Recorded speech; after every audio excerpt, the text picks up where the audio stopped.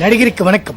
ముందుగా ఈ వీడియోని చూడడానికి వచ్చిన ప్రేక్షకులకి స్వాగతం సుస్వాగతం. ఏంటి వీడియోలో ఏం మ్యాటర్ ఉందో చూద్దామని వచ్చారా? లాస్ట్ వరకు చూడండి, మీకే తెలుస్తుంది. ఇంకా నేను వీడియో మొదలు పెడుతున్నా. మరి వీడియో స్టార్ట్ చేయాలంటే మీరు ముందు మన ఛానల్ ని సబ్స్క్రైబ్ చేసుకొని మాకు సపోర్ట్ చేస్తామని మాట ఇవ్వాలి.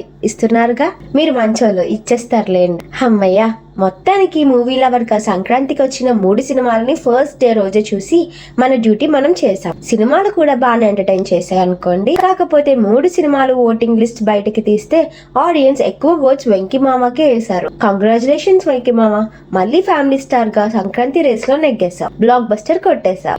ఏదో అనుకున్నాను కానండి, అమ్మో మామూలు విషయం కాదు, చాలా గొప్ప. ఏదేమైనా వెంకీ మామ ఫ్యామిలీ స్టార్ కదండి. సంక్రాంతి అంటే కుటుంబం అంతా కలిసి సందడి చేసుకునే పండగ కాబట్టి ఫ్యామిలీ కూడా ఫ్యామిలీ ఎంటర్టైన్మెంట్స్ వైపే లుక్ వేస్తారు. సో మాక్సిమం వెంకీ మామ సినిమాలు కూడా సంక్రాంతి రిలీజ్ కే చెక్ పెట్టుకుంటాయి. ఫస్ట్ గేమ్ చేంజర్ తో రామ్ చరణ్ గారు గేమ్ చేంజ్ చేద్దాం అనుకున్నారు.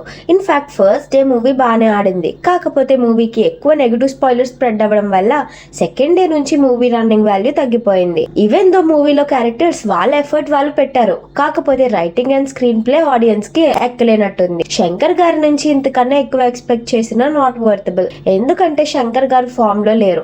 సో ఇండియన్ 2 తో పోల్చుకుంటే game changer is far better. నాకైతే మూవీ అంత కొంత బాగానే సాటిస్ఫై చేసింది. ఇంకా నెక్స్ట్ బాలకృష్ణ గారి Daaku Maharaaj. Present Sankranti festival movies కి వైబ్ రావాలి అంటే బాలయ్య గారి సినిమా పక్కా ఉండాల్సిందే. లాస్ట్ 2 years బ్యాక్ వీరసింహారెడ్డితో సంక్రాంతికి బ్లాక్ బస్టర్ కొట్టారు. మళ్ళీ ఇప్పుడు డాకు మహారాజ్ తో బ్లాక్ బస్టర్ కొట్టారు. ఇంకా నెక్స్ట్ స్ట్రైక్ తో బ్లాక్ బస్టర్స్ కొట్టుకునే వెళ్తాను అని బాలకృష్ణ గారు చెప్పారు. టెక్నికల్లీ కూడా మూవీ బ్రిలియంట్ వేలో పిక్చరైజ్ అయ్యింది.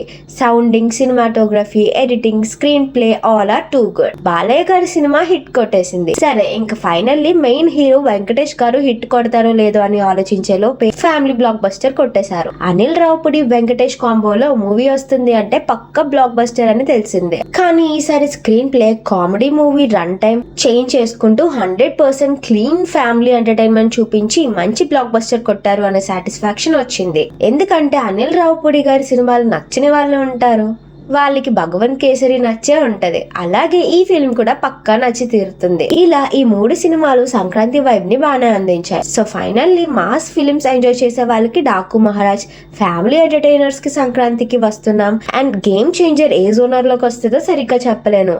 Anyway, it's blockbuster Sankranti సందడి. Bye friends.